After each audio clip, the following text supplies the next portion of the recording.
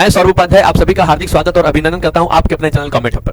तो बच्चों आज की वीडियो में जो शुरू करने जा रहे हैं वो है जो फाइनेंशियल मार्केट का वन शॉट कि सर अब मेरे पास 1000 रुपए था। अब इस 1000 रुपए को बच्चा अगर आप अपने पास रखोगे एक साल तक तो क्या वो 1000 रुपए की वैल्यू क्या बढ़ के आपको 1100 मिलेगा या 1200 मिलेगा? क्या आप कहोगे नहीं मिलेगा, क्योंकि सर जो पैसा रखे थे एज अ कागज के रूप में सेम वही पैसा सर एक साल बाद भी निकालेंगे वही रहेगा। एक साल क्या 10 साल बाद में निकालेंगे तो उसकी वैल्यू उतनी की उतनी रहेगी। मुझे पता है कि प्रोजेक्ट नंबर ए में पैसा लगाने से 10% मिलेगा और प्रोजेक्ट बी में लगाने से 20% मिलेगा। तो भैया आता हुआ धन किसको खराब लगता है? किसी को खराब नहीं लगता। तो क्या हुआ, प्रोजेक्ट नंबर बी में पैसा लगा देंगे और अच्छा खासा जो रिटर्न होगा वो क्या होगा, हमारे जेब में आ जाएगा। देखो मनी मार्केट तो एक साल तक के लिए काम कर रहा था, उसको बोलते हैं शॉर्ट टर्म मार्केट। लेकिन medium and long term market किसे कहते हैं? उसे कहते हैं सर कैपिटल मार्केट को। बहुत सारे स्कूल्स हैं, बहुत सारे कॉलेजेस हैं, मान्यता प्राप्त है, काम अपने तरीके से, छुट्टी अपने से डिसाइड करेंगे, वर्क अपने से डिसाइड करेंगे, बस क्या है रेगुलेट फॉलो खाली करेंगे गवर्नमेंट को। तो इस तरीके से जो कंपनियां मार्केट जो होती हैं वो भी क्या करती है, गवर्नमेंट के रूल्स एंड रेगुलेशन को फॉलो करती हैं, बल्कि काम करने का तरीका इनका बिल्कुल फ्रीली होता है, किसी के दबाव में काम नहीं करेंगे, बस रूल्स पॉलिसी मानते रहिए, बाकी अपने तरीके से काम करते रहिए। तो शेयर परचेस करने वाले बंदों को कहा जाता है shareholder, and shareholder are the owners of the company. ये कंपनी क्या होते हैं, मालिक होते हैं, ओनर्स होते हैं, ठीक है, जिनके पास वोटिंग राइट्स होते हैं, जिनके पास एट अ प्रॉपर टाइम होता है, कि वेल्थ मैक्सिमाइजेशन बहुत ज्यादा डेवलप होती है। भाई देखो हम किसी भी कंपनी पैसा तभी लगाएंगे ना जब मुझे लगे कि मुझे वहां से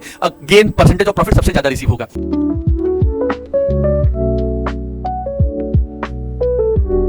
हेलो बच्चों, कैसे हैं आप सभी? मैं सौरभ उपाध्याय आप सभी का हार्दिक स्वागत और अभिनंदन करता हूं आपके अपने चैनल कमेंट हब पर।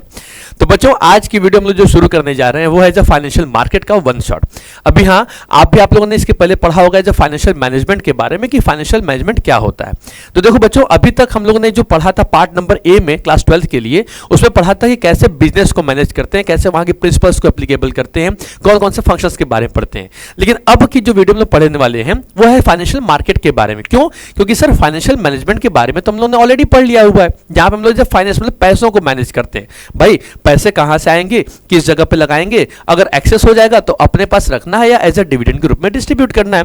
तो बच्चों जो आज की जो वीडियो वो है जो फाइनेंशियल मार्केट। अभी आपने डिसीजन तो ले लिया था, ठीक है, कि वर्किंग कैपिटल में पैसा को अरेंज करना होगा, फिक्स्ड कैपिटल लगाना होगा, डेट का पैसा उठाएंगे मतलब उधार पैसा उठाएंगे या एज अ शेयर का पैसा उठाएंगे। लेकिन बच्चों अब वो काम करोगे कहां पे? कोई ना कोई तो मार्केट होना चाहिए ना भाई, किसी न किसी जगह पे तो वो गुड्स का बार एक्सचेंज होता है। अब सोचो कि आपको अगर वेजिटेबल्स चाहिए, आप कहां जाओगे? वेजिटेबल मार्केट जाओगे, जहां पे पैसे दोगे और अपने नीड और वांट के हिसाब से जो भी आपको प्रोडक्ट परचेस करना होगा परचेस कर ले आओगे। आप मछली बाजार जाओगे, आप मछली परचेस करके लेके आओगे। मेडिसिन मार्केट जाओगे, आप मेडिसिन लेकर के आओगे। तो पर्टिकुलर उसकी तो एक प्लेस होती है। वैसे ही जहां पे फाइनेंस का एज अ ट्रांजेक्शन होता हो बच्चों, उस ऐसी जगह को, ऐसे प्लेस को भी मार्केट कहा जाता है, जिसे कहा जाता है फाइनेंशियल मार्केट। तो बच्चों आज का जो वीडियो है हम लोग जो शुरू करने वाले हैं वन शॉट में, बहुत शॉर्ट में पढ़ने वाले हैं और बहुत सारे पॉइंट्स हम लोग क्लियर भी करेंगे और कवर भी करेंगे। उसका नाम है फाइनेंशियल मार्केट। तो बच्चों एक ऐसा प्लेस जिसके पास बहुत ज्यादा पैसा होता है। देखो फाइनेंशियल मार्केट क्या होता है बच्चों, कि आपको एक ऐसा मार्केट, आपको एक ऐसी प्लेस आपको प्रोवाइड करता है जहां पर कि वो दो लोग में कौन, एक पहला जिसके पास बहुत ज्यादा पैसा है, उसको बोलते हैं सरप्लस यूनिट, और एक वो बंदा जिसके पास पैसे नहीं है, उसको पैसे की रिक्वायरमेंट है, उसे बोलते हैं डेफिसिट यूनिट। तो भाई सरप्लस यूनिट से पैसा उठाना है और डेफिसिट वाले को दे देना है। फिर डेफिसिट वाला उस पर काम करेगा तो जो भी उसका रिटर्न मिलेगा, प्रॉफिट मिलेगा, वो फिर आपको मिलेगा, है ना। तो इस तरीके से मार्केट प्लेस में हमेशा हम जब कंसीडर करते हैं तो दो तरीके से मार्केट हमारे पास अवेलेबल होते हैं बच्चों। वो एक आता है, जैसे एक होती है बैंक होता है हमारे पास और दूसरा होता है फाइनेंशियल मार्केट। दोनों बच्चों कॉम्पिटिटर हैं एक दूसरे के। भाई बैंक भी क्या करता है, हमसे डिपॉजिट एक्सेप्ट करता है ना, वो हमारे पैसों को लेता है, फिर वो अपने पैसों को किसी न किसी बड़े बड़े बिजनेसमैन को दे देता है, फिर बिजनेसमैन से अच्छे खासे इंटरेस्ट पे पैसा वापस दे देता है। वैसे ही फाइनेंशियल मार्केट भी क्या होता है कि जब कोई कंपनी अपने नए नए बिजनेस को शुरू करने के लिए, किसी प्रोजेक्ट में पैसा लगाने के लिए रिक्वायरमेंट होती है, वो मार्केट में आती है, अपने नए नए शेयर्स को इशू करती है, फिर पब्लिक उनसे अट्रैक्ट होती है और शेयर क्या करती है, परचेस करती है, फिर बाद में कंपनी के पास अच्छे खासे पैसे पहुंच जाते हैं।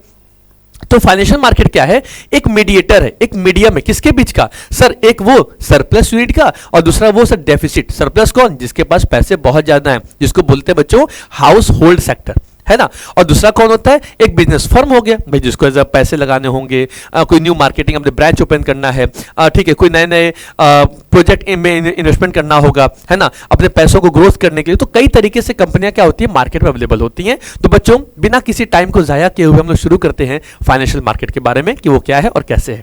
आइए शुरू करते हैं। देखिए बच्चों फाइनेंशियल मार्केट क्या कहता है, पहले वो समझ लो आप।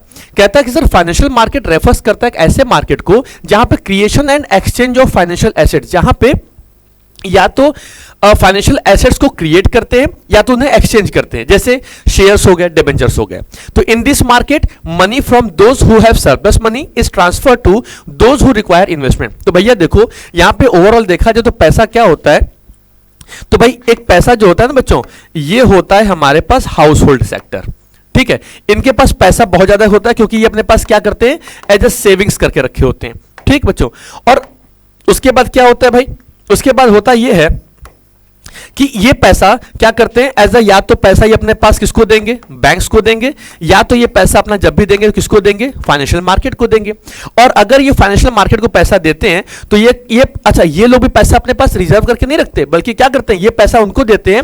देखो हाउस होल्ड को बच्चों बोलते हैं एज अ सरप्लस यूनिट। क्या कहते हैं, इन्हें कहा जाता है सरप्लस यूनिट, क्योंकि इनके पास पैसे बहुत ज्यादा होते हैं, ये पैसों को सेव करना जानते हैं, ठीक है। बैंक और फाइनेंशियल मार्केट जो होता है वो हमारा क्या होता है, हमारा एक मीडिएटर होता है। ये क्या होते हैं, हमारे मीडिएटर होते हैं। एंड ये कौन होती है सर, इसको बोलते हैं एज अ डेफिसिट यूनिट। अब ये डेफिसिट वाले बंदे कौन होते हैं भाई, देखो जितनी सारी ये जो बिजनेस फर्म्स आपने देखा होगा ना, ये जितने भी सारे जो बिजनेस फर्म्स होती हैं या हमारी जो बड़ी बड़ी जो ऑर्गेनाइजेशंस होती हैं जिनको पैसों की नीड होती है, जिनको पैसे चाहते हैं, उनके पास ये पैसे भेजते हैं। फिर क्या करती है कि बैंक उनसे रिटर्न के रूप में पैसे लेती है, वैसे ही हमारा जो फाइनेंशियल मार्केट होता है वो भी उनसे रिटर्न के रूप में कुछ ना कुछ तो लेता ही रहता है। तो ये चीजें जिस भी प्लेस में या जिस भी ज्योग्राफिकल लोकेशन पे कंसीडर किया जाता है, या कभी कभी तो उनकी कुछ ज्योग्राफिकल लोकेशन होती भी नहीं है, तो इसी मार्केट को बच्चों हम लोग कहते हैं एज अ फाइनेंशियल मार्केट। तो फाइनेंशियल मार्केट एक ऐसा प्लेस है जहां पे जिसके पास पैसे ज्यादा है वहां से पैसे उठाने का है और उनको देना है जिनको एक्चुअली में उसकी रिक्वायरमेंट है।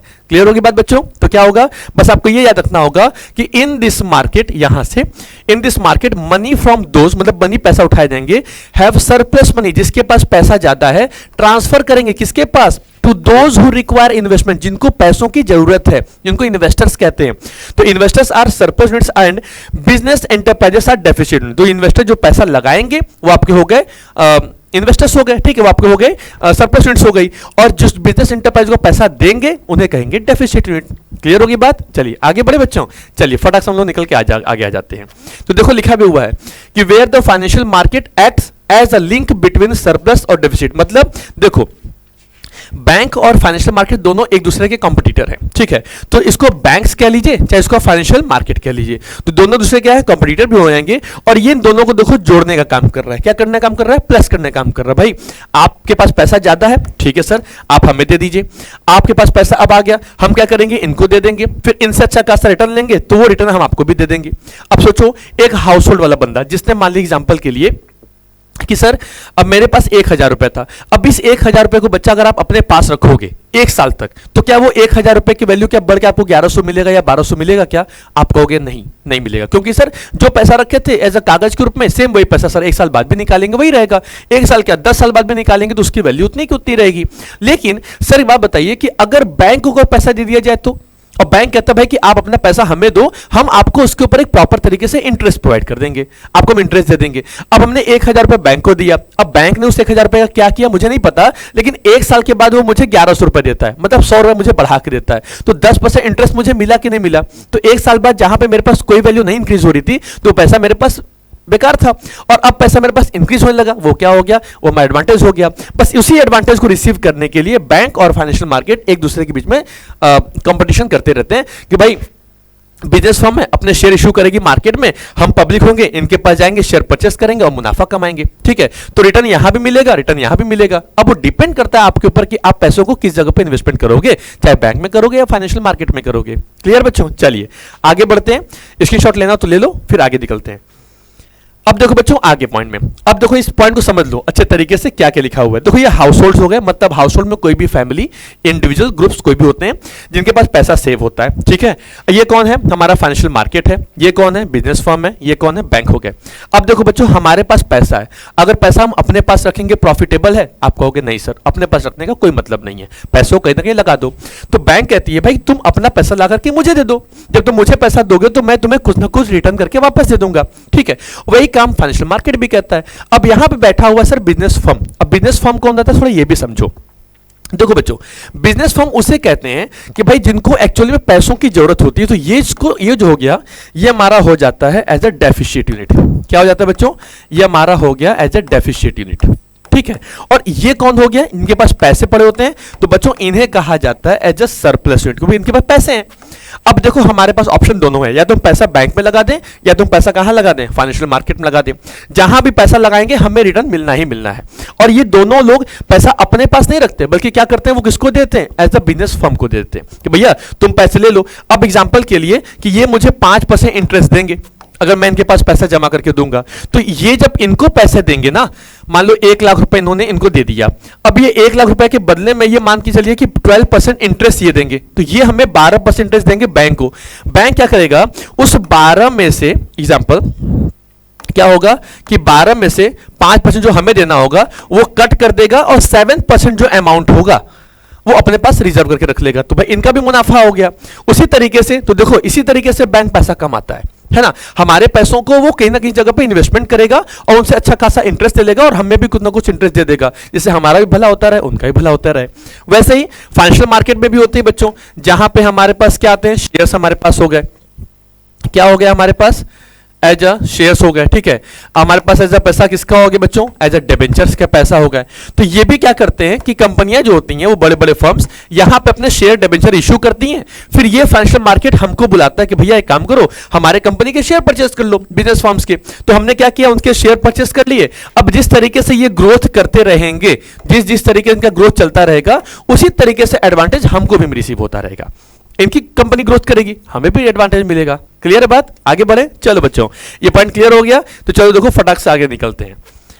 अब देखो क्या कहते हैं, फंक्शंस क्या होते हैं फाइनेंशियल मार्केट। तो बच्चों देखो, आप तो क्लियर हो गया ना कि फाइनेंशियल मार्केट किसे कहते हैं, क्या होता है।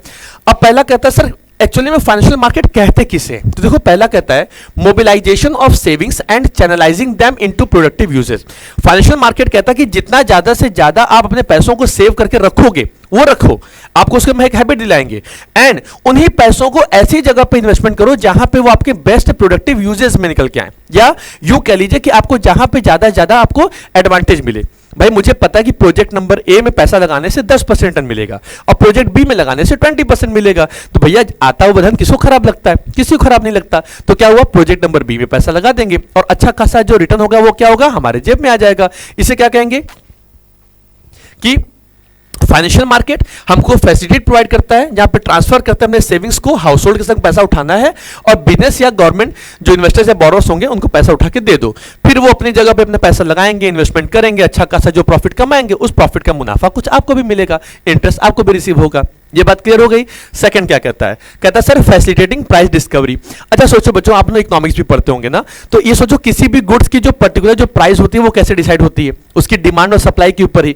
तो उसी तरीके से किसी कंपनी की भी शेयर्स की प्राइस क्या होगी, डिबेंचर्स की प्राइस क्या होगी, बॉन्ड्स और सिक्योरिटीज की प्राइस क्या होगी, ये उस कंपनी के उनके जो डिमांड, उनकी जो सप्लाई होगी उसके ऊपर फोकस करेगा या उनको डिसाइड करके काम करेंगे। क्लियर है बात।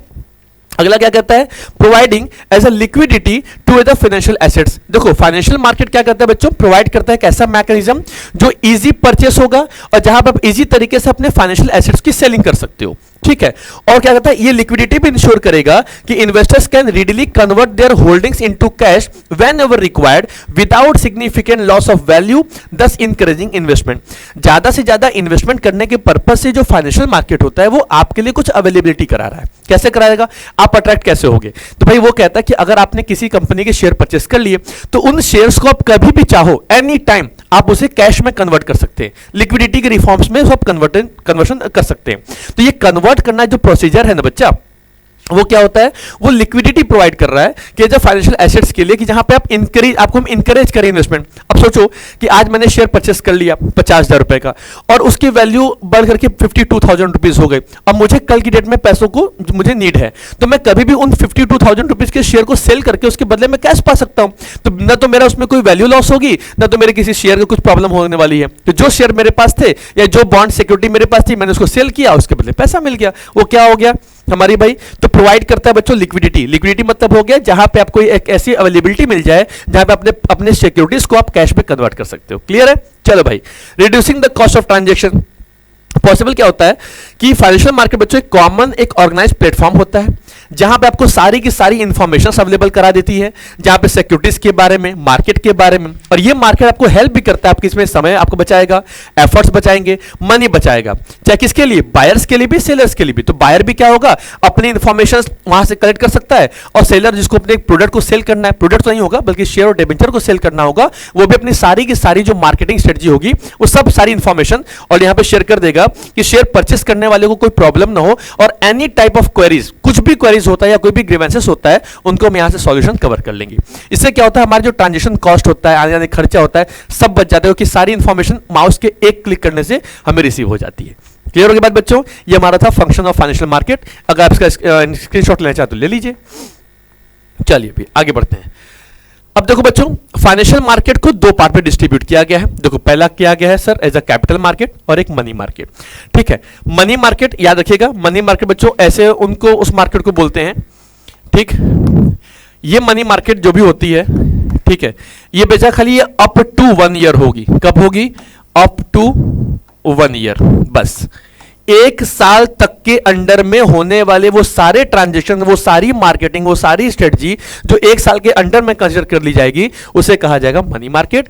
और जो 1 साल से ऊपर चलेगा और चलता ही जाएगा, वो हमारा क्या हो जाएगा? कैपिटल मार्केट आ जाएगा। ठीक है, तो अगर आपने किसी से पैसा लिया, एग्जांपल के लिए आपने 6 महीने के लिए पैसा लिया, ठीक है, आपने 8 मंथ के लिए पैसा उठाया मार्केट से, या आपने मोस्टली सर 11 मंथ के लिए आपने पैसा उठा लिया, है ना, तो ये सारा का सारा जो ट्रांजेक्शन चलेगा वो सब के सब मनी मार्केट में।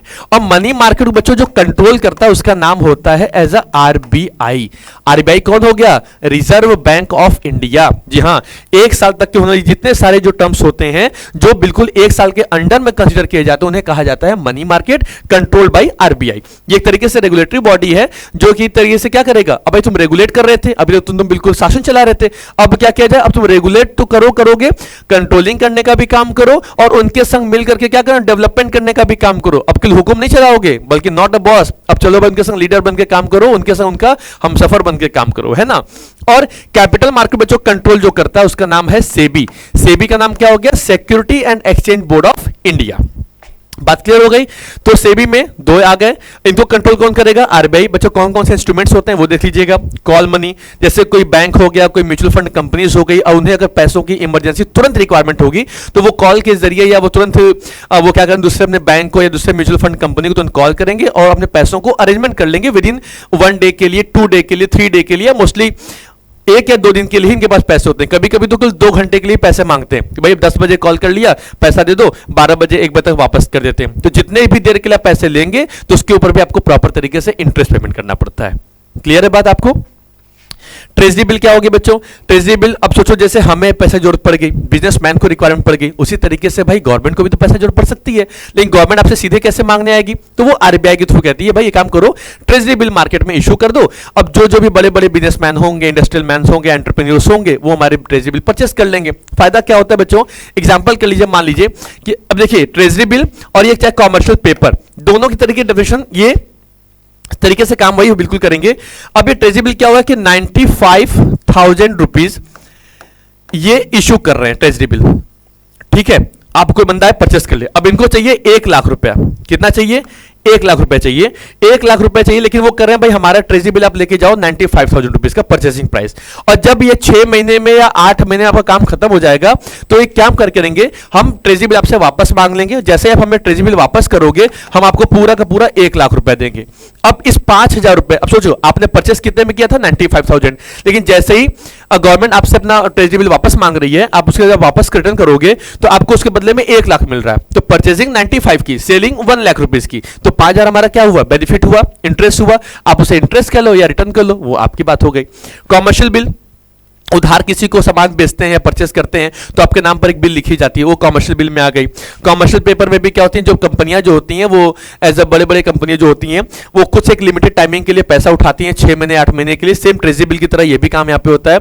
यहाँ पे बस एक फर्क है कि गवर्नमेंट इशू कर रही थी, यहाँ पे जो बड़े बड़े जो इंटरप्राइजेस या जो कंपनियां होती हैं वो इशू करती हैं। तो ये कॉमर्शियल पेपर इशू करेंगी मार्केट में। अब मान लीजिए किसी को 1 करोड़ रुपए चाहिए, तो 1 करोड़ रुपए के बदले में क्या करेंगे कि ये 95 लाख रुपीज की एक कॉमर्शियल पेपर इशू करेंगे। याद रखिए बच्चों, कंफ्यूज मत होइएगा, यहाँ पे गवर्नमेंट गवर्न कर रही है और यहाँ पे कंपनियां हैं, है काम एक ही जैसा, बस कंपनियां हैं तो कॉमर्शियल पेपर इशू कर रही हैं, गवर्नमेंट है तो भाई ट्रेजरी बिल इशू कर दे रही है ना। देख लिया जाए तो पब्लिक कंपनियां जिसमें आती हैं, अब इसमें हमारे प्राइवेट कंपनी कुछ आ गए। अब ये 95 लाख रुपीस में कॉमर्शियल पेपर दे रही हैं, लेकिन जब ये आप से वापस कॉमर्शियल पेपर मांगेंगी तो फिर क्या करना होगा बच्चों, वो आपको पूरा का पूरा 1 करोड़ रुपए देंगी। तो मतलब 5 लाख रुपए का आपको एडवांटेज मिल गया 5 से 6 महीने के अंदर ही। तो भाई कॉमर्शियल पेपर को परचेस करना हमारे लिए आपके लिए बेनिफिट है। वैसे ही हमारा सर्टिफिकेट ऑफ डिपॉजिट्स है। तो ये सब हमारे जो बच्चे हैं वो क्या है, एक इंस्ट्रूमेंट्स हमारे मनी मार्केट के। कैपिटल मार्केट के 2 मार्केट हो गए, एक हमारे पास हो गया प्राइमरी मार्केट और दूसरा कौन हो गया, सेकेंडरी मार्केट। क्लियर है? तो आगे बढ़ा जाए। तो चलिए बच्चों फिर हम लोग आगे बढ़ते हैं। अब देखो भाई मनी मार्केट क्या करता है, इन शॉर्ट बच्चों फटाफट समझ लीजिए। एक ऐसा मार्केट जो फाइनेंशियल मार्केट जहां पे शॉर्ट टर्म डीलिंग करते हैं, ये शॉर्ट टर्म मार्केट होता है। ठीक है, क्या होता है, शॉर्ट टर्म मार्केट डीलिंग होगी, जो फंड्स बोरो किए जाएंगे या लेंड लिए जाएंगे, डीलिंग इन मॉनेटरी एसेट्स में with a maturity period of up to 1 year. बस केवल 1 साल तक के लिए ही पैसा आप ले सकते हैं, उससे ज्यादा पैसा आप इसमें नहीं ले पाओगे। इट प्रोवाइड्स एक मैकेनिज्म फॉर वेरियस एंटिटीज के लिए, जिसमें गवर्नमेंट इंक्लूड होती है, बैंक्स होते हैं, कॉर्पोरेशंस होते हैं, जहां पे meet their immediate cash needs तुरंत मिल जाएंगे। ठीक है, park surplus fund safely for brief periods. तो मतलब आप मिनिमम टाइमिंग में मैक्सिमम तरीके से पैसों को अरेंज भी कर सकते हैं, ट्रांजेक्शंस भी कर सकते हैं। तो ये सारी चीजें जो 1 साल के अंडर में कंसिडर की जा सकेंगी या की जाती हैं, उन्हें कहा जाता है मनी मार्केट। क्लियर है बात? चलिए फीचर्स क्या है तो बच्चों, मार्केट ये शॉर्ट टर्म फंड्स के लिए होता है, इसकी कोई फिक्स्ड ज्योग्राफिकल लोकेशन नहीं होती है, लो रिस्क होता है, रेगुलेटेड बाय, इसको आरबीआई रेगुलेट करती है, कंट्रोल करती है। और जो कॉमन इंस्ट्रूमेंट्स होते हैं, अभी हमने पढ़ा पहले ही कि कॉल मनी हो गया, ठीक है, ट्रेजरी बिल्स हो गए, कॉमर्शियल बिल हो गया, कॉमर्शियल पेपर हो गया, ये सब हमारे मनी मार्केट के छोटे छोटे इंस्ट्रूमेंट्स हैं जो बिटवीन 1 साल से ज्यादा तक का इनका कोई वैलिड इनका होती भी नहीं, वैलिडिटी भी नहीं होती है। ट्रेजरी बिल इशू किया गया, कॉल मनी इशू किया गया, तो ये बिटवीन खाली 1 साल तक के लिए एप्लीकेबल होगा, 1 साल के बाद ऑलरेडी ये वर्थलेस हो जाते हैं। क्लियर बात बच्चों? चलिए भाई आगे बढ़ जाते हैं। आगे क्या कहता है, कैपिटल मार्केट कहता है सर कि it refers to the market और मीडियम। अब देखो मनी मार्केट तो 1 साल तक के लिए काम कर रहा था, उसको बोलते हैं शॉर्ट टर्म मार्केट, लेकिन medium and long term market किसे कहते हैं, उसे कहते हैं सर कैपिटल मार्केट को। ठीक है, ये क्या कहता है कि it refers to the market of medium through which long term funds both debt and equity, जो डेट और इक्विटी दोनों में या तो पैसे अरेंज कर लो डिबेंचर्स के थ्रू, बॉन्ड्स के जरिए, या तो शेयर्स के जरिए, वो सारा का सारा जो कंसिडरेशन होता है वो कहां पे होता है, सब आपके यहाँ पे आपके कैपिटल मार्केट में होता है। अब जैसे इसको क्या बोलेंगे, इससे बोलेंगे बच्चों long and medium term market.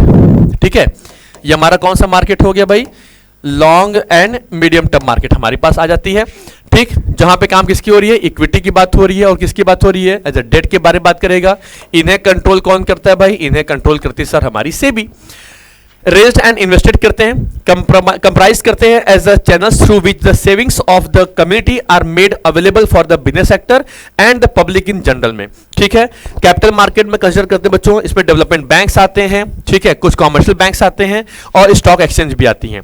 Instruments में जो यूज करते हैं जैसे क्या क्या होता है हमारे पास, शेयर्स हो गए, डिबेंचर्स हो गए, बॉन्ड्स हो गए, ठीक है, म्यूचुअल फंड्स हो गए या पब्लिक डिपॉजिट हो गई, वो सारे के सारे पैसे ये हमारे कॉमन इंस्ट्रूमेंट्स हैं किसके, एज अ कैपिटल मार्केट पे। तो भैया जो 1 साल से, ठीक है, मोर ज्यादा होगा वो आएगा कैपिटल मार्केट में, 1 साल से कम आएगा वो चला जाएगा मनी मार्केट में। क्लियर है? ये सेबी भैया है और वहां पे आरबीआई वाले दादाजी थे। ठीक है, अब आगे क्लियर हो गई बात, तो आगे बढ़ जाते हैं फटाक से। चलिए देखिए अब क्या कहते हैं बच्चों, इसको भी समझ लीजिए फटाक से। कैपिटल मार्केट में जो सबसे बड़ा फीचर क्या कहता है कि भाई ये लिंक है किसके बीच में, सेविंग और इन्वेस्टमेंट प्रोसेस के बीच में। जैसे फाइनेंशियल मार्केट है, सेम उसी तरीके से कैपिटल मार्केट भाई उसी का ही तो रूप है ना, कि फाइनेंशियल मार्केट को 2 मार्केट में, मतलब 2 टाइप में उसको क्या क्या कन्वर्ट कर देते हैं। अब इसमें क्या हो गया हमारे पास कि एक तरीके से ये सेविंग्स हो गए और दूसरा क्या हो गया हमारे पास, इन्वेस्टमेंट प्रोसेस। तो भाई जिसके पास पैसा ज्यादा है वहां से पैसा उठाओ और जिसको पैसा चाहिए वहां पे जाके पैसा दे दो, उसके बीच के लिंक का काम करता है। ये जब भी काम करेगा तो लॉन्ग टर्म में काम करेगा और मीडियम टर्म फंड्स में काम करेगा। ये यूज करेगा डिफरेंट इंटरमीडियरीज, मतलब जितने सारे ब्रोकर्स होते हैं, इंटरमीडियरीज होते हैं, अंडरराइटर्स होते हैं, उनके लिए काम तरीके से प्रॉपर काम करेगा, उनके लिए प्रॉपर यूज भी करता है। Leads to capital formation, capital जितना ज्यादा इंक्रीज किया जा सके, फॉर्मेशन दिया जा सके, उसके ऊपर वर्क करेगा। ऑपरेट्स करता है freely but under the guidance of government policy.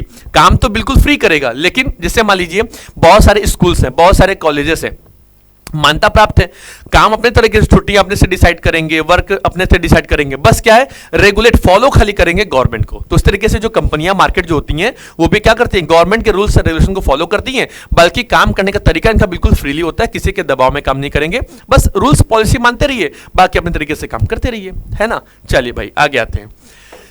देखो बच्चों, कैपिटल मार्केट और मनी मार्केट में छोटा सा फर्क इसका पढ़ लीजिए पॉइंट, कि ये लॉन्ग टर्म में, मीडियम टर्म में काम करेगा कैपिटल मार्केट। मनी मार्केट जो होगा आपका मैक्सिमम 1 साल के लिए काम करेगा, ये 1 साल से ज्यादा के लिए काम करेगा। ये शॉर्ट टर्म मार्केट, ये एक लॉन्ग टर्म मार्केट। लिक्विडिटी क्या है कि securities in the capital market are liquid only to a certain extent that they are tradable on stock exchanges. ठीक है, तो ये लिक्विड कर सकते हैं, मतलब मनी मार्केट में आप रहें। देखिए अब यहाँ पे क्या होता है, यहाँ पे तो कैश के बारे में बात हो रही है, हाईली लिक्विडिटी होते हैं। इसमें क्या होता है, ये थोड़ा लोअर लिक्विडिटी होती है, क्योंकि आप शेयर परचेस करेंगे तो फिर वो आपके पास शेयर परचेसिंग प्राइस आएगी, फिर जो पॉइंट अमाउंट होगा फिर आप उस पर सेल करना शुरू करेंगे। तो ये एक लोअर तरीके से कैपिटल मार्केटाइजेशन होता है। और मनी मार्केट तो बिल्कुल हाईली लिक्विडिटी हो, क्योंकि वो मनी मार्केट पैसा ही का बाजार है। ये हायर पॉसिबिलिटी होती है गेन की। ठीक है, इसमें शॉर्टर मैच्योरिटी पीरियड होने की वजह से क्या होता है कि इसमें जो रिटर्न होता है हमारा बिल्कुल कम हो जाता है। इंस्ट्रूमेंट्स क्या है, इसमें इक्विटी शेयर, प्रेफरेंस शेयर सब आते हैं, बॉन्ड डिबेंचर कैपिटल मार्केट में। और मनी मार्केट बच्चों क्या होता है हमारे पास, commercial bill, treasury bill, commercial paper जो होते हैं सब इसी के अंडर में आते हैं।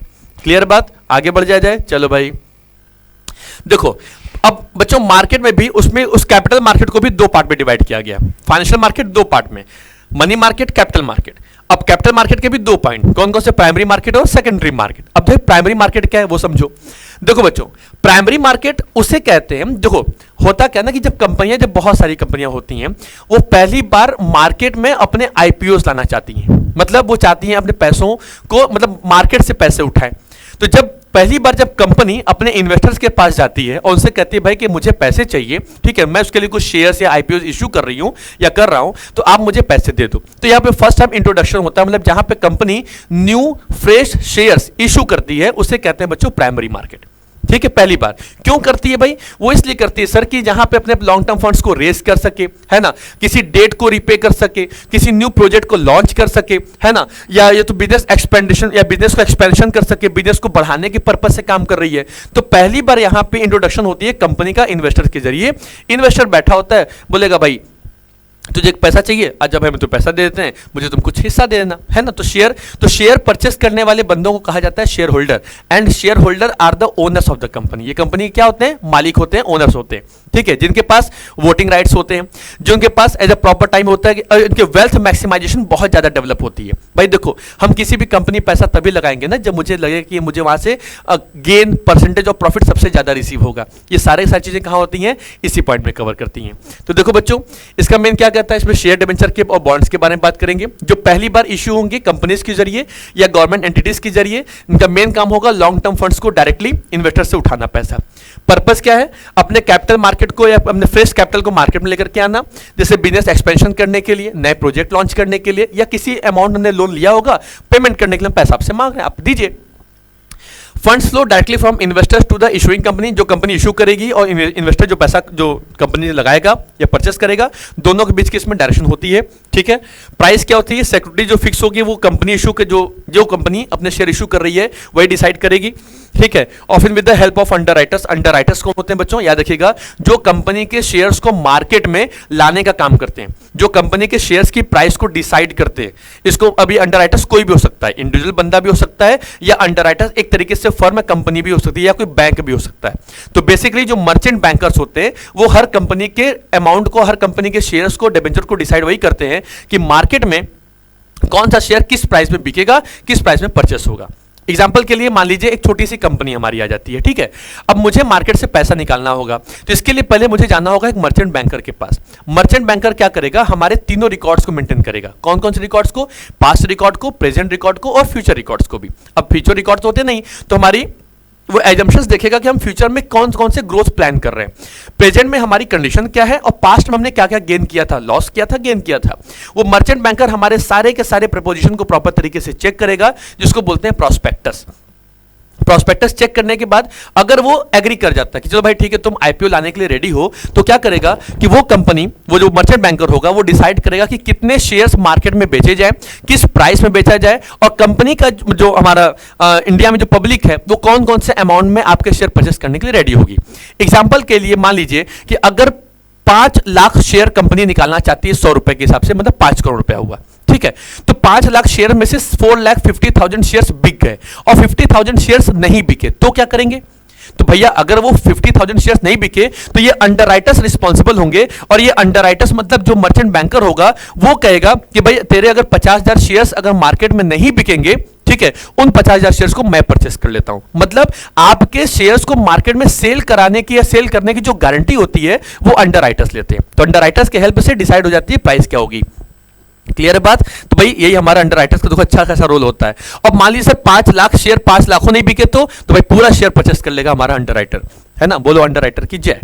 अगला क्या है? मेथड्स ऑफ इशू क्या कहता है? जिसमें कॉमन मेथड बच्चे क्या होते हैं, जैसे फर्दर पब्लिक ऑफर्स होते हैं, आईपीओज होते हैं ना, ये मार्केट में निकाला जाता है। क्या क्या चीजें होती हैं हम लोग उसको आगे और थोड़ा डीप में बाद में पढ़ेंगे। इसकी जो डीप वीडियो आएगी या जो वीडियो अवेलेबल है बच्चों, आप उसमें जाकर अच्छे इसको पढ़ सकते हैं, देख सकते हैं, ठीक है। अब आगे आ जाते हैं बच्चों। देखो सेकेंडरी मार्केट क्या है, तो प्राइमरी तो क्लियर हो गया। अब सेकेंडरी मार्केट के बारे में थोड़ा जान लो क्या होता है। सेकेंडरी मार्केट एक ऐसा मार्केट है जहां पे एक प्रीवियसली इशूड सिक्योरिटीज, आप देखो अब आपने प्राइमरी में जो शेयर परचेस किए तो वहां पे कंपनी का रोल तो खत्म हो गया भाई। क्यों? क्योंकि कंपनी ने शेयर इशू किए, कंपनी को पैसा मिल गया, आपको शेयर मिल गए। अब आपने शेयर परचेस करेंगे तो आप तो हो गए एक इन्वेस्टर, क्योंकि आपने कंपनी पैसा लगाया हुआ है, अब आप कंपनी के शेयर होल्डर हैं। तो अब एक शेयर होल्डर वो किसी दूसरे शेयर होल्डर को अपने परचेस किए गए शेयर को या तो सेल करेगा या तो एक्सचेंज करेगा, और ये एक्टिविटीज जिस मार्केट में होती है उसे कहा जाता है स्टॉक मार्केट या सेकेंडरी मार्केट कहते हैं, ठीक है। तो प्राइमरी मार्केट को बच्चों हम लोग शेयर मार्केट भी कहते हैं और सेकेंडरी मार्केट को हम लोग स्टॉक मार्केट कहते हैं। तो प्राइमरी मार्केट में कंपनी पहली बार आती है, आपसे इंट्रोड्यूस होती है, जहां पे आपको आकर के अपने शेयर इशू करेगी, वहां पे कंपनी का रोल होता है और इन्वेस्टर का रोल होता है। लेकिन अब आपने जो शेयर परचेस किए थे, कंपनी तो पैसा लेके साइड हो गई, अब आपने 200 का शेयर परचेस किया, अब मार्केट में आकर उसको 200 का बेचो, 250 का बेचो, सामने वाला जितने मन करे उतने का परचेस करे। तो अब जो ट्रांजेक्शन होगा वो कंपनी के बीच का नहीं होगा, बल्कि ब्रोकर के जरिए, मीडिएटर के जरिए, इंटरमीडिएटर के जरिए में क्या होगा, एक इन्वेस्टर दूसरे इन्वेस्टर को अपने परचेस किए गए शेयर्स को जो प्रीवियस में परचेस किया गया था उन्हें या तो सेल करेगा या तो उनको एक्सचेंज करेगा, ठीक है। तो वो चीजें कंसीडर जहां पे होंगी उन्हें कहेंगे सेकेंडरी मार्केट। क्लियर है बात? तो भाई देखो लिखा है कि सेकेंडरी मार्केट एक ऐसा मार्केट है जहां पे प्रीवियसली इशूड सिक्योरिटीज को जो आपने ऑलरेडी परचेस किया था प्राइमरी मार्केट में, ट्रेडेड अमंग इन्वेस्टर्स के बीच में without the direct involvement of the original issuing company.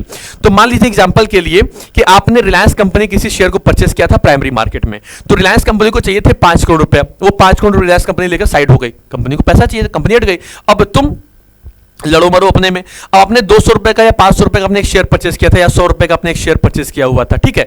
अब वो 100 रुपए का जो शेयर परचेस किया, आपको लगा सर वो प्राइस है तो बहुत ज्यादा बढ़ रही है, तो नहीं बढ़ रही है भाई, तभी तुम सेल करेंगे, एक्सचेंज करेंगे ना भैया, तो बहुत ज्यादा बढ़ जाएगी भाई, पैसा निकालना है तो हम मार्केट में शेयर सेल कर देंगे और लिक्विडिटी मतलब कैश मुझे मिल जाएगा। या तो एक काम और कर सकते हैं क्या, कि उन शेयर्स को एक्सचेंज कर लें किसी और के संग में। तो जब आपने जो परचेस किया हुआ था शेयर था प्राइमरी मार्केट में, उन्हीं शेयर्स को आप मार्केट में सेल करोगे या तो एक्सचेंज करोगे, ठीक है, बिना उस कंपनी के इन्वॉल्व किए हुए। अब आप खाली शेयर का ट्रांजेक्शन चल रहा है, 500 में बेचे 700 में वो परचेस किया, 700 में बेचा वो 900 परचेस किया, इस तरीके से शेयर की प्राइस इंक्रीज होगी। आपको कहोगे सर प्राइस कैसे इंक्रीज होगी? तो जिस तरीके से रिलायंस कंपनी जितना ज्यादा डेवलपमेंट करेगी, जितना ज्यादा इंक्रीज या ग्रोथ करेगी, उतना ज्यादा जो बेनिफिट होगा वो आप लोगों के पास जिनका शेयर है, जिनके पास शेयर्स है उस कंपनी के, उनको भी उसका प्रॉफिट मिलता रहता है, ठीक है। चलो भाई ट्रांजेक्शंस क्या होंगे, ट्रेडिंग ऑक्योर्स करेंगे इन्वेस्टर्स के बीच में, जिसको बायर और सेलर होंगे, ये फैसिलिटी प्रोवाइड करेंगे इंटरमीडियरीज जैसे ब्रोकर्स होंगे स्टॉक एक्सचेंज के, एनएससी और बीएससी। बच्चों ये इंडेक्स होता है, नेशनल स्टॉक एक्सचेंज, और बीएससी मतलब बॉम्बे स्टॉक एक्सचेंज। ये तो हमारे कंट्री में स्टॉक एक्सचेंज कंपनी है जिनके जरिए मार्केट में क्या की जाती है, सारे शेयर्स की सेलिंग और परचेसिंग की जाती है, ठीक है। या तो जो भी बंदा होगा वो एनएससी और बीएससी से ऑलरेडी क्या होगा, एक तरीके से एनएसडीएल और सीडीएसएल। हमारे कंट्री में 2 डिपॉजिटरी हैं, कौन कौन सी हैं? एक है एनएसडीएल, एक है सीडीएसएल। एनएसडीएल का मतलब क्या होता है, नेशनल सिक्योरिटी डिपॉजिटरी लिमिटेड, और सीडीएसएल का मतलब होता है central depository of securities limited, ठीक है। ये 2 डिपॉजिटरीज, नाम समझ रहे हैं? डिपॉजिटरीज मतलब क्या होता है, डिपॉजिटरीज मतलब होता है बच्चों पूरे इंडिया में जितने सारे कंपनी के सब शेयर्स होते हैं ना, इनके पास ही डिपॉजिट होते हैं, यही इश्यू करवाते हैं भाई, तू लेके जा तो तेरे कितना शेयर हो गए वो गए, तो डिपॉजिट पहली बार इनके यहां से इश्यू होगा, है ना। उसके बाद फिर जाता है स्टॉक एक्सचेंज के। अब मेजरमेंट कैसे करोगे कि सर कैसा लगाएं, तो स्टॉक एक्सचेंज इंडेक्स हमारे पास 2 होते हैं, एक का नाम है एनएससी, एक का नाम है बीएससी, बॉम्बे स्टॉक एक्सचेंज और एक नेशनल स्टॉक एक्सचेंज को, ठीक है। इनकी जो प्राइसेस क्या होते हैं बच्चों, डिटरमाइन किया गया है forces of demand and supply in the market and fluctuate continuously. ये मार्केट के सारे पोजीशन को बताते रहेंगे कि किस कंपनी के शेयर की प्राइस इंक्रीज हो रही है, डिक्रीज हो रही है, ये सब कहां पता लगेगा, तो एनएससी और बीएससी के जरिए ही पता लगेगा। टाइप्स क्या होते हैं, over the counter organise platforms आपको देती है, एक तरीके से सेकेंडरी मार्केट जहां पे आप स्टॉक को फ्रीली एक दूसरे से एक्सचेंज कर पाते हो या सेल परचेसिंग कर पाते हो। क्लियर है बात? चलो भाई आगे बढ़ जाते हैं। अब बच्चों देखिए स्टॉक एक्सचेंज क्या है, अब थोड़ा समझने की बात करिएगा कि स्टॉक एक्सचेंज किसे कहते हैं। स्टॉक एक्सचेंज कह लीजिए, स्टॉक मार्केट कह लीजिए, एक ऐसा प्लेटफॉर्म जहां पे आप अपने शेयर की परचेजिंग और सेलिंग दोनों करते हो। जैसे क्या लिखा हुआ है, secondary market also known as a stock exchange या स्टॉक मार्केट भी कहते हैं, जो डील्स करता है बच्चों एग्जिस्टिंग और सेकंड हैंड सिक्योरिटीज को सेलिंग करने का और परचेसिंग करने का। और क्या कहता है, अ स्टॉक एक्सचेंज इस प्लेटफॉर्म, देखिए आपको स्टॉक एक्सचेंज क्या करता है, एक ऐसा प्लेटफॉर्म अवेलेबल कराता है, ठीक है, एक ऐसा आपको प्लेटफॉर्म अवेलेबल कराएगा जहां पे आप अपने सिक्योरिटीज को या तो सेल करोगे या तो बाय करोगे। तो अगर हमारे पास स्टॉक एक्सचेंज ही ना हो, स्टॉक मार्केट ही ना हो, तो आप परचेस किए गए शेयर्स को सेल कहां करोगे, एक्सचेंज कहां करोगे, है ना possibilities. As a first step towards generating interest of investors in corporate securities, the government of India introduced the Company Act 1850। बाद में 1850 बना दिया गया बच्चों, एक एक्ट बना दिया गया जहां पे सारे रूल्स रेगुलेशंस बॉडीज को फ्रेम आउट किया जाएगा, जो समझ के करे कि किस तरीके से बिजनेस को कंसर्न कर सकते हैं मार्केट में। ठीक है, the first stock exchange was establish किया गया था 1875 में the native share and stock broker association के नाम से इन बॉम्बे में, जिसको बाद में रीनेम करके बॉम्बे स्टॉक एक्सचेंज मतलब इसको रख दिया गया एज अ बीएसई। एक ऐसा स्टॉक मार्केट ये हो गया, बीएसई एक स्टॉक मार्केट है, एनएसई एक स्टॉक मार्केट है जहां पे शेयर्स की परचेसिंग, सेलिंग, एक्सचेंजिंग सब की जाती है। ठीक है बच्चों, उसके बाद subsequently over the years stock exchange were also develop हुआ, फिर धीरे धीरे उसका नाम मतलब अहमदाबाद में सेटअप किया गया, कलकत्ता में और मद्रास में भी। 1990 में इंडियन ने सेकेंडरी मार्केट कंप्राइज किया गया रीजनल स्टॉक एक्सचेंज के जरिए, फिर रिफॉर्म्स किए गए। फिर 1991 आपको अच्छे से बात पता होगा बच्चों की स्कैम 1992 आपने देखा होगा कई लोगों ने, तो है ना, हर्षल मेहता वाली वो कहानी सुनी होगी, सुनी क्या होगी, देखी भी होगी, उसकी वेब सीरीज भी अवेलेबल है अच्छी खासी, किस तरीके से इतना सारा जो पूरा फ्रॉडलेंट हो गया तरीके से स्टॉक मार्केट को लेकर के। तो लोगों के अंदर एक थोड़ा सा डर हो गया, क्या स्टॉक मार्केट या शेयर मार्केट में जब भी पैसा लगाएंगे तो क्या सारा पैसा डूब जाता है, क्या ये लोग कंपनियां पैसा लेके भाग जाती हैं क्या? तो पहले इनको कंट्रोल और रेगुलेट करने के लिए कोई इनके पास एक ऑथोराइजी, एक कहते हैं अथॉरिटी नहीं थी, है ना, एक ऑथराइजेशन कोई बॉडी अवेलेबल नहीं थी जो इनको कंट्रोल कर सके, रेगुलेट कर सके। बाद में लगा गवर्नमेंट ऑफ इंडिया को कि हाँ कुछ ना कुछ होना चाहिए, तो 87, 88 में कुछ कॉम्प्रोमाइज किया गया और 1992 में जाकर के एक सेबी को स्टैब्लिश कर दिया गया। सेबी सेम उसी तरीके से काम करेगी जिस तरीके से आरबीआई मनी मार्केट कंट्रोल करती है, तो सेबी के पास भी कुछ ना कुछ लीगल प्रोविजन और लीगल राइट्स अवेलेबल करा दिए गए, जहां पे जाकर के वो स्टॉक मार्केट और शेयर मार्केट को प्रॉपर तरीके से ऑब्जर्व करेगी, एनालिसिस करेगी, कंट्रोल करेगी, रेगुलेट करेगी। क्लियर है बात बच्चों? ये सारा काम हो गया जहां पे एक ऐसा मार्केट जो स्टॉक एक्सचेंज के नाम से जानते हैं या उसको स्टॉक मार्केट के नाम से जानते हैं, जहां पे शेयर्स की एक प्लेटफॉर्म अवेलेबल कराएगा जहां पे आप शेयर को सेल करोगे या परचेसिंग करोगे। क्लियर बात? चलो भाई आगे बढ़ जाते हैं, इसके शॉट लेने का फिर आगे बढ़ जाते हैं। अब देखो बच्चों फंक्शंस क्या है हमारे पास। देखो पहला कहता है sir provides liquidity and marketability, market में लिक्विडिटी प्रोवाइड करना और मार्केटेबिलिटी प्रोवाइड करना, जहां पे एग्जिस्टिंग सिक्योरिटीज को प्रॉपर तरीके से एक्सचेंज कर सके, आप जब चाहे आप उन्हें मार्केट में एज अ कन्वर्ट कर सके अपने कैश के फॉर्म में, जहां पे प्लेटफॉर्म आपको देगा, आप परचेस और सेल कर सकते हो अपने एग्जिस्टिंग सिक्योरिटीज को, आप कन्वर्जन कर सकते हो अपने सिक्योरिटीज को एज अ कैश के फॉर्म्स में, और जहां पे एक अपॉर्चुनिटी मिलेगी इन्वेस्टर्स को कि वो अपने पैसों को एक तरीके से तो पैसे डिस इन्वेस्टमेंट कर सकें, या तो सारा शेयर बेच करके नया शेयर परचेस कर लें, या तो री इन्वेस्टमेंट कर सकें, नए कंपनी के शेयर दोबारा तरीके से परचेस कर लें। अगला है बच्चों डिटर्मिनेशन ऑफ प्राइसेस में क्या है, ये ऐसा मैकेनिज्म एक्ट है जहां पे कंटिन्यूअस वैल्यूएशन होती है अपने प्राइस ऑफ सिक्योरिटीज की, जहां forces of demand and supply होती है, and this valuation serves as important information. ये आपके प्राइसेस को भी प्रॉपर तरीके से कवर करेगा, डिसाइड करेगा मर्चेंट बैंकर्स के जरिए, इंटरमीडिएट्स की हेल्प के जरिए कि किस तरीके से मार्केट में कौन कौन शेयर की क्या क्या प्राइस होंगी, क्या उसकी वैल्यूएशन बनेगी, हर चीजों को प्रॉपर तरीके से अवेलेबिलिटी इंफॉर्मेशन प्रोवाइड करना हमारा स्टॉक मार्केट का पूरा क्या होता है, काम होता है। बीएसई एनएससी के द्वारा रजिस्टर्ड ब्रोकर्स होने चाहिए, अंडरराइटर्स होने चाहिए, सब कुछ सर्टिफाइड होगा, तभी ऐसे क्या होगा, इनके फंक्शंस हैं, है ना। आपका फेयर एंड सेफ मार्केट आपको देगा, मतलब मार्केट के बारे में पूरा प्रॉपर तरीके से पूरा फ्रेमवर्क देगा आपको, रूल्स रेगुलेशन पॉलिसीज प्रोसीजर सब आपको पता रहेगा कि कहां पैसे लगाने हैं, कहां पैसे नहीं लगाने हैं, कब पैसे लगाने हैं, किससे पैसे लगाने हैं, कौन परचेस करेगा, कौन सेल करेगा, वो सारी इंफॉर्मेशन हमारा स्टॉक एक्सचेंज आपके सामने प्रेजेंट करके देता है। ठीक है भाई। तो देखो अगला क्या कहता है, फैसिलिटेट्स इकोनॉमिकल ग्रोथ। आपको पता है बच्चों आपने इकोनॉमिक्स में पढ़ा होगा कि स्टॉक मार्केट के जरिए ये तय होता है कि किसी कंट्री का ये एक तरीके से इकोनॉमिकल बैरोमीटर होता है। इससे ये डिसाइड होता है, इससे ये तय किया जाता है मार्केट में, ठीक है, एक तरीके डिसाइड किया जाता है कि भाई मार्केट में किस हमारी कंट्री का इकोनॉमिकल ग्रोथ कितना है, कैसे चल रहा है, तो ये स्टॉक मार्केट के जरिए ही पता लगता है। तो ये जितना ज्यादा ग्रोथ करेगा आपकी कंट्री का जीडीपी, आपकी कंट्री की एनडीपी, उतनी तरीके से इकोनॉमिकल बैरोमीटर को ये प्रेजेंट करके देगा। अगला कहता है स्प्रेडिंग ऑफ इक्विटी कल्ट। होता क्या कि द स्टॉक एक्सचेंज इंकरेज करता है पीपल को, मतलब आपको एजुकेट करेगा, आपको नॉलेज देगा, आपको इंफॉर्मेशन देगा कि ज्यादा से ज्यादा पैसे लगाइए, इन्वेस्टमेंट करिए, है ना, मार्केटिंग पर्पस के जरिए से बेटर ट्रेडिंग प्रैक्टिसेस आपको अवेलेबल करा के देगा। इक्विटी कल्ट का मतलब होता है कि ये स्टॉक मार्केट आपको एजुकेट करेगा, नॉलेजेबल बनाएगा, ठीक है।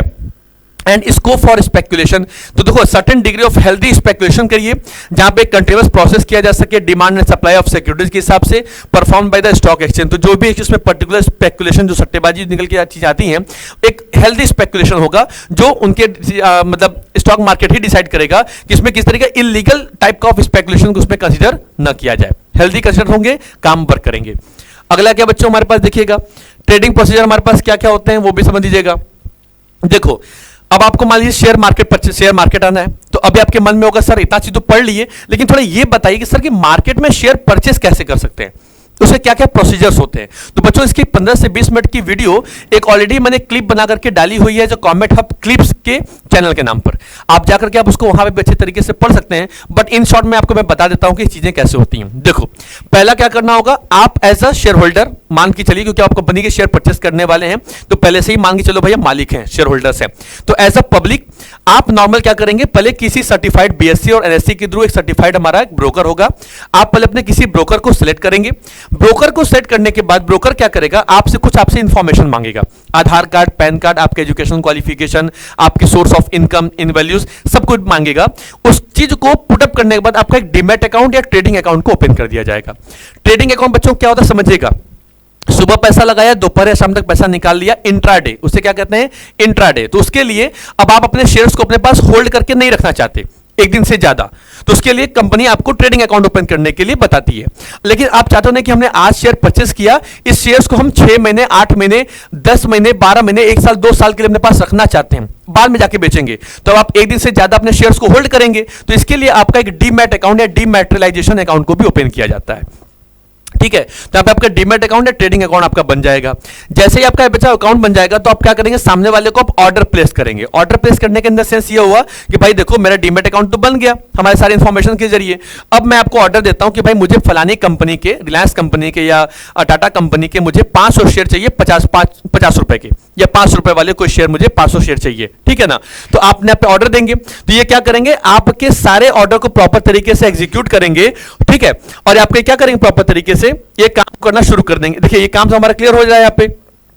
तो एक बार ऑर्डर एग्जीक्यूट होगा, फिर आपके शेयर प्राइस को मैच किया जाएगा बेस्ट अल्टरनेटिव तरीके से, फिर आपके सामने इसको प्रोवाइड किया जाएगा और आपको एक ट्रेड कंफर्मेशन स्लिप मिल जाएगी। क्या मिलेगी, ट्रेड कंफर्मेशन स्लिप मिलेगी, जिसमें कंपनी बताएगी सर कि आपने मुझे 50 शेयर परचेस करने के लिए कहा था इंफोसिस कंपनी का, जो 1500 रुपए के हिसाब से होगा। तो एक बार आपके पास ट्रेड कंफर्मेशन स्लिप आ जाती है तो फिर आप पहुंचते हो सेटलमेंट के दरवाजे पे। दो बच्चों इन शॉर्ट बता रहा हूं, ज्यादा से ज्यादा पढ़ने के लिए फिर आप इसका एक वीडियो पढ़ लीजिएगा, है ना। तो सेटलमेंट में आप जाएंगे, जहां पे आप क्या करेंगे, प्रॉपर तरीके से यहां पे एक वैल्यू निकल के आपके पास आएगी, जहां पे आप क्लियरिंग करेंगे, T+1 डे में आप उसका पेमेंट करेंगे, फिर पेमेंट आप करोगे तो आपका सेटलमेंट होगा क्लियरिंग हाउस में कि कितने सारे शेयर्स होंगे वो आपके अकाउंट में डिपॉजिट कर दिए जाएंगे। अकाउंट मतलब डीमैट अकाउंट में। डीमैट अकाउंट बच्चों जस्ट एक बैंक के सेविंग अकाउंट की तरह ही होता है, आप वहां पे पैसों को रखते हो, ये आपके पास शेयर्स को रखेंगे। तो जितने सारे आप जो शेयर परचेस करेंगे अलग अलग डिफरेंट टाइप ऑफ कंपनीज के, सारे शेयर्स को ये प्रॉपर तरीके से आपके सामने शो करेगा, प्रेजेंट करेगा, आपके सामने बताएगा कि भाई देख तेरे इतने कंपनी के इतने शेयर मेरे पास पड़े हुए हैं, उनका प्राइस ये है, तुम्हें जब इच्छा करे तुम उसको सेल करो, बेच दो। और जैसे ही आपको सेटलमेंट क्लियरिंग हाउस क्लियर होगा तो आपके अकाउंट में तो बैंक को मिल जाएंगे भाई पैसे, और क्या करेगा, और डीमैट अकाउंट से क्या होगा कि आपके अकाउंट में जितने शेयर आपने परचेस करने के ऑर्डर दिए थे वो सारे शेयर्स आपके अकाउंट में डिपॉजिट कर दिए जाएंगे। वो क्या हो गया, वो कहलाएगा एज अ डीमैट अकाउंट का हमारा डिलीवरी ऑफ सिक्योरिटीज। और ये सारे के सारे जो बच्चों सेटलमेंट्स होती हैं वो T+1 मतलब ट्रेडिंग +1 डे। अब तो पहले इंडिया में पहले T+7 का रूल था, मतलब ट्रांजेक्शन डे, आज ट्रांजेक्शन करोगे तो 7 दिन के अंदर आपके पास शेयर आ जाएंगे या पैसा उनको वापस कर दोगे, ठीक है। फिर आया T+2, 2003 2004 के बाद हमारे कंट्री में इसको भी सॉल्यूशन लाया गया कि T+2 डे का प्रोविजन था कि ट्रांजेक्शन डे जिस दिन हमने शेयर परचेस करने की डिमांड रखी तो 2 दिन के अंदर में हमारा सारा शेयर हमारे डीमेट अकाउंट में आ जाएगा, हमारा पैसा सामने वाले कंपनी के पास पहुंच जाएगा। अब हमारी कंट्री में T+1 डे हो गया। आप सुबह परचेस करिए, T+1 ट्रांजेक्शन वाले दिन ही आपके सारे शेयर्स आपके अकाउंट में आ जाएंगे और आपका जो पैसा होगा आपके अकाउंट से कट करके सामने वाले कंपनी के पास पहुंच जाएगा। तो अब T+1 डे का रूल हमारे कंट्री में चलता रहता है। ठीक है बच्चों, चलो भाई देखो अब डीमेटेरियलाइजेशन और डिपॉजिटरीज क्या होती हैं। तो बच्चों डीमेटेरियलाइजेशन मतलब ये हो गया जहां पे आप देखो पहले के समय में क्या था, हमारी कंट्री में जो एक शेयर्स होते थे ना वो फिजिकल फॉर्म में होते थे। फिजिकल फॉर्म मतलब एक डॉक्यूमेंट के रूप में होते थे, कागज के फॉर्म में होते थे। ठीक है, तो उन्हें स्टोर करके रख पाना, रिजर्व करके रख पाना पॉसिबल नहीं हो पाता था। तो बाद में सरकार को लगा कि बहुत ज्यादा इन्वेस्टर्स आएंगे, कैसे इन्वेस्टमेंट कैसे होगा, कैसे काम चलेगा। तो इसके लिए उन्होंने क्या किया, प्रॉपर तरीके से अपनी कंट्री में उन्होंने डीमेटेरियलाइजेशन को कन्वर्ट कर दिया। अब डीमेटेरियलाइजेशन काम क्या करता है, जहां पे आपके फिजिकल सर्टिफिकेट को इलेक्ट्रॉनिकली सर्टिफिकेट में कन्वर्ट कर दिया जाता है। मतलब इलेक्ट्रॉनिकली मोड में, पीडीएफ मोड में या इलेक्ट्रॉनिकली मोड में आपके सारे के सारे शेयर आप अपने स्टॉक रखिए, इससे चोरी नहीं होगा, कोई डकैती नहीं होगी, कोई प्रॉब्लम वहां पे क्रिएट नहीं हो सकता। बात क्लियर आपको हो गई। तो डीमेटेरियलाइजेशन क्या करता है, सिक्योरिटीज हेल्ड करता है इन्वेस्टर्स को फिजिकल फॉर्म में, जिसको कैंसिल करेगा और इन्वेस्टर्स को एक इलेक्ट्रॉनिकली एंट्री देगा, इलेक्ट्रॉनिकली नंबर देगा, जहां पे she or he can hold it as an electronically balance in an account. जैसे आज आप जीपे, फोन पे, गूगल पे के जरिए आप सारा अमाउंट चेक कर लेते हो ना, चेक बैलेंस अपना पिन डाल करके कि कितना पैसा मेरे अकाउंट पड़ा हुआ है। उसी तरीके से इलेक्ट्रॉनिकली फॉर्म में आप डीमेट अकाउंट पे भी जा करके आप सब चीज देख सकते हो कि किस कंपनी कितने शेयर मेरे पास रखे हुए हैं और कितने शेयर हमने मार्केट में सेल करनी है, कितना परचेस करना, सारा इंफॉर्मेशन बिल्कुल ट्रांसपेरेंट की तरह आपके सामने प्रेजेंट हो जाएगा। ठीक है, तो इलेक्ट्रॉनिक और कभी भी क्या होता है, इस प्रोसेस को holding securities in an electronically form होते हैं, जो कॉल्ड कहा जाता है डीमेटेरियलाइजेशन। इसे क्या कहते हैं, डीमेटेरियलाइजेशन कहते हैं। फिजिकल फॉर्म सर्टिफिकेट को इलेक्ट्रॉनिकली मोड में कन्वर्ट करना डीमेटेरियलाइजेशन कहलाता है। डिपॉजिटरी क्या होती है बच्चों, समझिएगा, डिपॉजिटरी नाम समझिए, एक डिपॉजिटरी पार्टिसिपेंट्स होता है, डीपीज। तो जहां पे जब डीपीज के बारे में बात करेंगे, किसके बारे में बात करेंगे, जब हम बात करेंगे एज अ डीपीज के बारे में, तो इसका मतलब होता है सर एज अ ब्रोकर के बारे में। तो डीपीज कौन हो गए, ब्रोकर हो गए। ये ब्रोकर किसके होते हैं, ये डिपॉजिटरी हमारे कंट्री में कुल 2 ही होते हैं। पहला कौन होता है, एनएसडीएल, और दूसरा हमारे पास कौन होता है, सीडीएसएल। ठीक है, ये 2 लोग हमारे पास होते हैं। तो एनएसडीएल से या तो शेयर परचेस कर लिया, तो सीडीएसएल से ले लीजिएगा। तो एक डिपॉजिटरी टेक्नोलॉजी है जो ड्रिवन स्टोरेज सिस्टम है which keeps securities in an electronically form on behalf of the investor. तो इन्वेस्टर के बिहाफ पे ये अपने सिक्योरिटीज को अपने पास रखते हैं, या जब आपको उसकी जरूरत पड़ती है तो ये शेयर्स की डिलीवरी करते हैं। तो हमारी कंट्री में डिपॉजिटरी बच्चा 2 ही है, कौन कौन सा, एनएसडीएल और सीडीएसएल। बात क्लियर हो गई आपको। तो यहाँ पे शेयर्स जो डिपॉजिट है ना, shares can be deposited, withdrawn और sold at any time on instruction given by the investor. तो इन्वेस्टर जैसे ही ऑर्डर देगा, भैया मेरा शेयर दे दो, मैंने पैसा दे दिया हुआ है, तुरंत वो शेयर उठेगा और आपके अकाउंट में आकर डिपॉजिट हो जाएगा। ये सारा काम कहां होता है, डीमेट अकाउंट। अब डीमेट अकाउंट कहां ओपन करने जाएंगे सर, कहीं आपको जाने की जरूरत नहीं है। गूगल प्ले स्टोर पे जाइए, अपस्टॉक कंपनी के नाम से एक एप्लीकेशन होगा, ग्रो कंपनी के नाम से आपके पास एप्लीकेशन होगा, उसमें जाइए, अपने आप को रजिस्टर करिए। हाँ, 18 साल का होना आपके लिए ज्यादा जरूरी है, वो नहीं होंगे, और प्लस आपके पास आधार कार्ड प्लस पैन कार्ड, ये ज्यादा होना जरूरी है। ये 2 चीज हो जाएंगी। प्लस बैंक के आपके पास कुछ फाइनेंशियल स्टेटमेंट्स रहेंगे, बैंक आपके पास पासबुक रहेगा, बैंक का डेबिट कार्ड रहेगा। बस सारा डॉक्यूमेंट लेके साथ बैठिए, मोबाइल को करिए, मोबाइल नंबर डालिए, ओटीपी वेरीफाई करिए और अपना अकाउंट अपने सामने पा जाइए। ठीक है बच्चों, चलिए, तो आपका एक डीमेट अकाउंट ऑलरेडी अब तो डीमेट अकाउंट खोलना बच्चों बिल्कुल बहुत इजी हो चुका। अब जब सोचो आज की दुनिया जो टेक्नोलॉजी, जो स्नैप, इंस्टाग्राम, व्हाट्सएप जो फीचर जान रही है, उसके लिए छोटे छोटे एप्लीकेशंस को इंस्टॉल करना कौन सी बड़ी बात है। एक बार आप इंस्टॉल करिए, फिर कुछ फाइनेंशियल मार्केट का नॉलेज लीजिए और आ जाइए फाइनेंशियल मार्केट की दुनिया में, जहां पे आप शेयर और डिबेंचर को परचेसिंग और सेलिंग करने का काम करेंगे। ठीक है, चलो भाई आगे आ जाते हैं। अब देखो बच्चों, बेनिफिट्स क्या होते हैं, देखो शेयरहोल्डर्स के बेनिफिट देखोगे तो उनको सेफ्टी और सिक्योरिटी मिल जाती है, पहली बात तो। ठीक है, कि भाई फिजिकल सर्टिफिकेट नहीं है तो भाई कटने फटने का डर नहीं, जलने फटने का डर नहीं, चोरी का डर नहीं। कन्वीनियंस होता है, इजी होता है, पेपरलेस ट्रांजेक्शंस होते हैं, कभी भी किसी समय अपने शेयर को सेल करना, परचेस करना पॉसिबल हो पाता है। फास्टर और एफिशिएंट ट्रांजेक्शंस हो पाते हैं इलेक्ट्रॉनिकली मोड पे, क्विकली और स्मूथली काम हमारा हो जाता है। तो बिल्कुल आप बाय सेलिंग सब ट्रांसफर आप कर सकते हो इजी तरीके से। लोन फैसिलिटी आपको प्रॉपर तरीके से मिल जाती है कि आप अपने उन शेयर्स को यूज कर सकते हो एज कोलैटरल के रूप में और लोन ले सकते हो मार्केट से। और पोर्टफोलियो मॉनिटरिंग प्रॉपर तरीके से अपने ऑनलाइन ट्रैकिंग करते रहिए, मैनेजमेंट देखते रहिए, इन्वेस्टमेंट पोर्टफोलियोज को, सब चीजों का प्रॉपर तरीके से ऑब्जर्व करते रहेंगे, चेक करते रहेंगे। तो ये तो रही भाई बेनिफिट डीमेटेरियलाइजेशन का, मतलब इलेक्ट्रॉनिकली सर्टिफिकेट का बेनिफिट। अब कंपनी के लिए क्या है भाई, उनका एडमिनिस्ट्रेटिव जो कॉस्ट है, जो ज्यादा खर्चे लगते थे डॉक्यूमेंटेशन में, पेपर में, वो चीजें बिल्कुल रिड्यूस हो गई और इंक्रीज हो गया ट्रांसपेरेंसी, जिससे कंपनी को भी सारी सारी इंफॉर्मेशन मिलती चली गई, किस कंपनी फलाने इन्वेस्टर ने परचेस किया, कौन शेयर होल्डर हमारा है, क्या नहीं है, वो सारी इंफॉर्मेशन आपके पास सब कुछ ट्रांसपेरेंट तरीके से दिखने लगी। ठीक है बच्चों, चलो भाई आगे आते हैं। अब देखो वर्किंग प्रोसेस क्या है बच्चों हमारे डीमैट सिस्टम का, वो भी देख लीजिए। पहली बात, डीमैट सिस्टम काम कैसे करता है, पहले आपको किसी भी रजिस्टर्ड डिपॉजिटरी पार्टिसिपेंट के जरिए आपको एक डीमैट अकाउंट ओपन करना होगा। जैसे आप उसमें डीमैट अकाउंट आप ओपन करेंगे तो क्या हो जाएगा, आपका एक डीमैट अकाउंट इलेक्ट्रॉनिकली लिंक हो जाएगा इन्वेस्टर्स के बैंक के संग और ट्रेडिंग अकाउंट के संग में। एक दिन में सुबह आपने शेयर परचेस किया, शाम तक पैसा विड्रॉल कर लिया, उसके लिए ट्रेडिंग अकाउंट बना लीजिए। डीमैट अकाउंट बनाने की कोई नीड नहीं है, आप इंट्राडे ट्रांजेक्शन कर सकते हैं। सुबह 10 बजे शेयर परचेस करिए, दोपहर में 2-3 बजे तक उसको सेल कर दीजिए, चाहे बढ़ा चाहे घटा, जो भी अमाउंट होगा वो ट्रेडिंग अकाउंट के कंसर्न में आएगा। दूसरा क्या हो गया, डीमेटलाइजेशन ऑफ फिजिकल शेयर्स। इसमें क्या हो गया, डीमेटलाइज कर लिया गया। जो पहले आपके पास फिजिकल फॉर्म में जो सर्टिफिकेट हुआ करते थे, वो सारे के सारे जो शेयर्स क्या हो गए, इलेक्ट्रॉनिकली मोड में चले गए, ट्रांसपेरेंट हो गया, इलेक्ट्रॉनिकली नंबर मिल गया, डिपॉजिटरी नंबर मिल गया हमारे पास, शेयर होल्डर्स का हमारा कौन सा अकाउंट नंबर है, कस्टमर नंबर हमारा क्या, सब हमें मिलना रिसीव हो गया। ये हमारा काम अच्छे तरीके से हो गया। ठीक है, तो कंपनी का जो रजिस्ट्रार है, जो शेयर ट्रांसफर एजेंट होते हैं, ये सब डिपॉजिटरी होंगे। And upon verification and cancellation of the physical certificate, the RTA confirms the dematerialisation of the to the depository. तो डिपॉजिटरी भाई कौन हो गया हमारे कंट्री का। देखो बच्चों होता क्या है कि ये कैसे काम होता है कि इन्वेस्टर होल्ड करता है फिजिकल शेयर को, सर्टिफिकेट को, फिर वो सबमिट करेगा अपने डीपी को अलोंग विद डीमेटलाइजेशन के जरिए में। एक तो डीआरएफ बोलते हैं कि डीमेटलाइजेशन रिक्वेस्ट फॉर्म में डालेगा, डीपी उसको वेरीफाई करेगा डॉक्यूमेंट्स को, फिर फॉरवर्ड करेगा आपके उन शेयर्स को कंपनी के रजिस्ट्रार के पास, जिसको शेयर ट्रांसफर एजेंट भी कहेंगे, जो कंपनी का डिपॉजिटरी होगा। एंड उसके बाद वेरिफिकेशन करने के बाद आपके फिजिकल सर्टिफिकेट को कैंसिल किया जाएगा।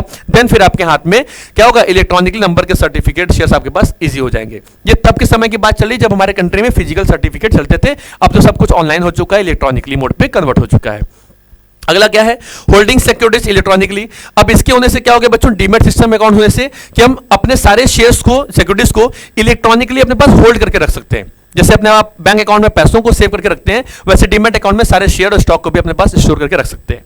चलिए भाई आगे आते हैं बच्चों। अगला क्या है, ट्रेडिंग एंड सेटलमेंट। देखिए जहां पे इन्वेस्टर अपने शेयर्स को बाय करेगा, ठीक है, ट्रेडिंग अकाउंट के जरिए परचेस अमाउंट डालेगा, डेबिटेड किया जाएगा, आपके अकाउंट से पैसे डेबिट होंगे और फिर आपके डीमैट अकाउंट में शेयर क्रेडिट हो जाएंगे। ठीक है, आप अकाउंट से पैसा कटेगा तो फलाने कंपनी के नाम अकाउंट में पैसा डिपॉजिट हो जाएगा और उनके अकाउंट से शेयर्स कटेंगे, आपके अकाउंट डीमैट अकाउंट में शेयर डिपॉजिट हो जाएंगे। तो बाइंग और सेलिंग का सारा काम होगा।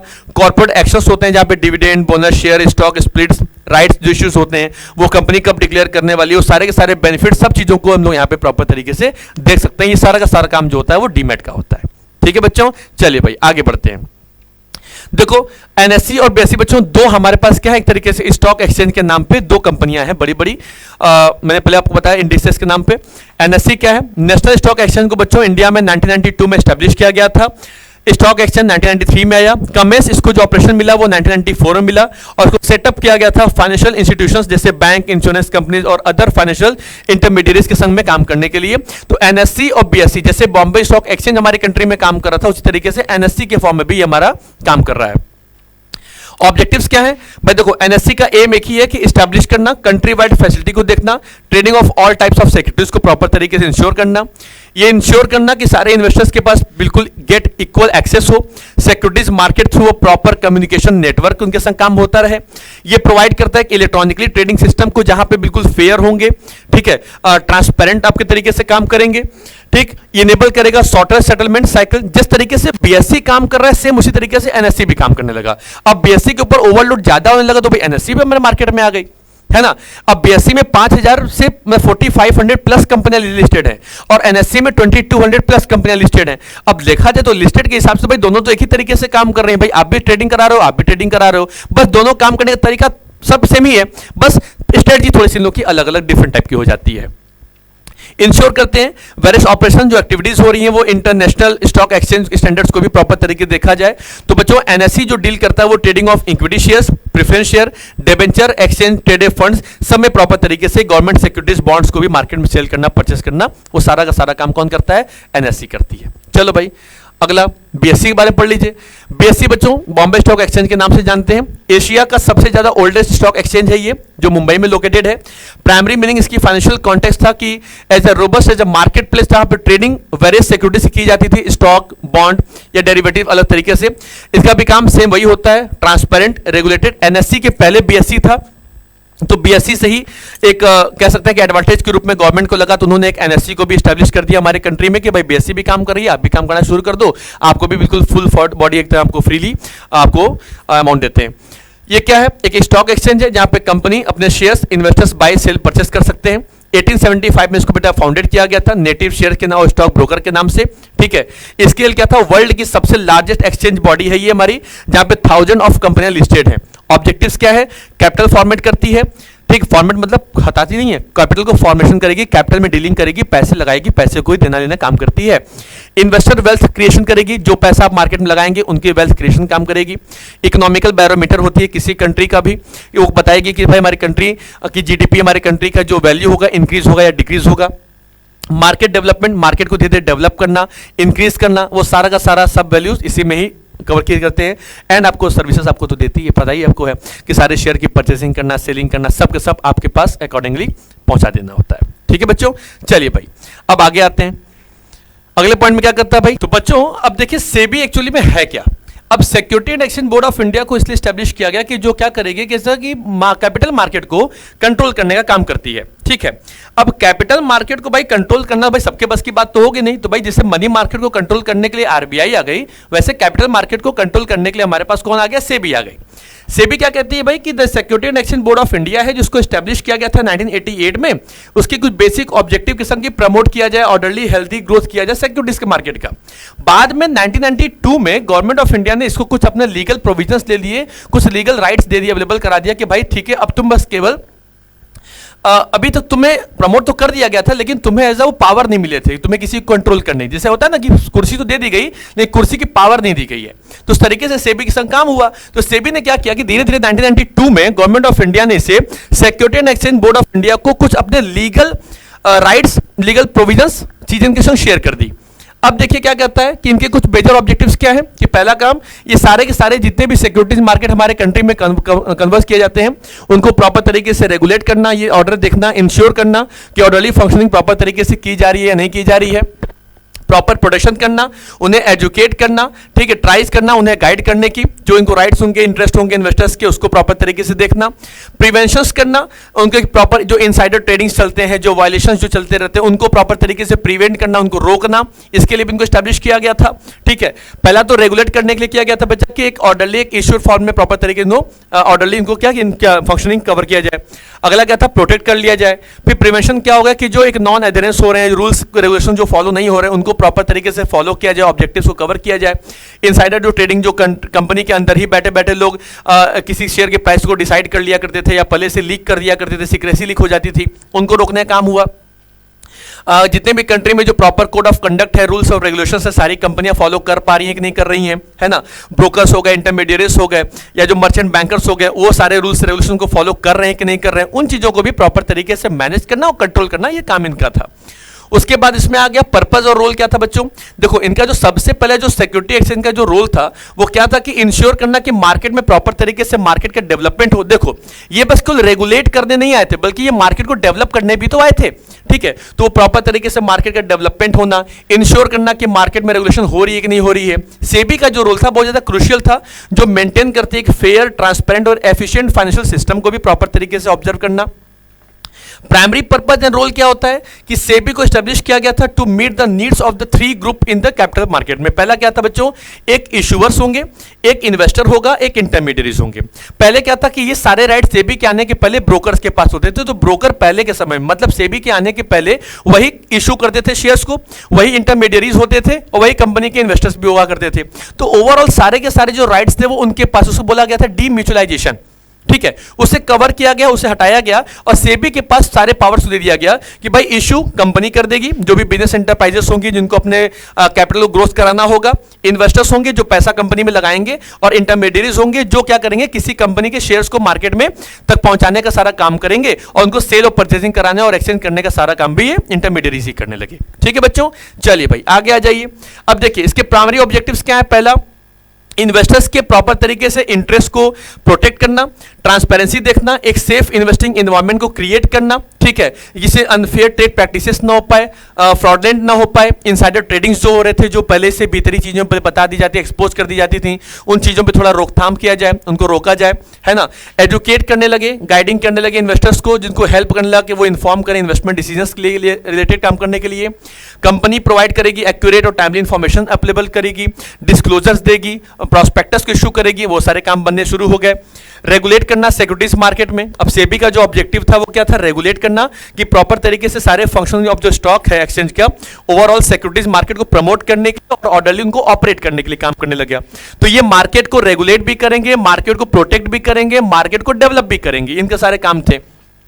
सारे रूल्स एंड रेगुलेशंस को प्रॉपर तरीके से फॉलो करना, इंटरमीडियरीज काम कर रहे हैं कि नहीं कर रहे हैं, अंडरराइटर्स वर्क कर रहे हैं कि नहीं कर रहे हैं, वो एज पर प्लान कर रहे हैं कि नहीं कर रहे हैं, as per rules and regulations के थ्रू काम कर रहे हैं कि नहीं कर रहे हैं, उन चीजों को इसमें देखना।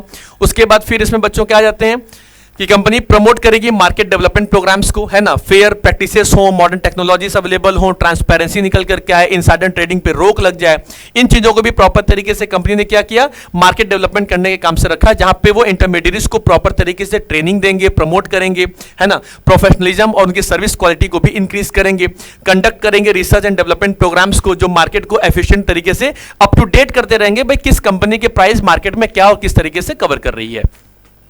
फिर क्या हो गया बच्चों कि यहाँ पे फंक्शंस ऑफ सेबी को देखो, कुछ इनके कुछ फंक्शंस बांटे गए। अब पहला फंक्शंस क्या कहता है, वो कहता है सर कि एज अ रेगुलेटरी फंक्शन।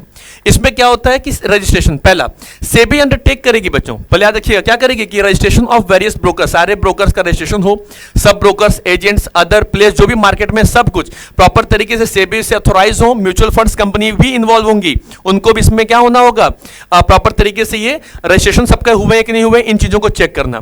फिर रेगुलेटिंग वर्क करना, किस तरीके से काम कर रहे हैं, सबको प्रॉपर तरीके से ऑब्जर्व करना, एनालिसिस करना, वॉच करना, अंडरराइटर्स का काम क्या है, मर्चेंट बैंकर्स का काम क्या है, मार्केट इंटरमीडियरीज का काम क्या है, और प्रोवाइड करना कि किस तरीके से वहां पे वर्क कंसिडर किए जा रहे हैं।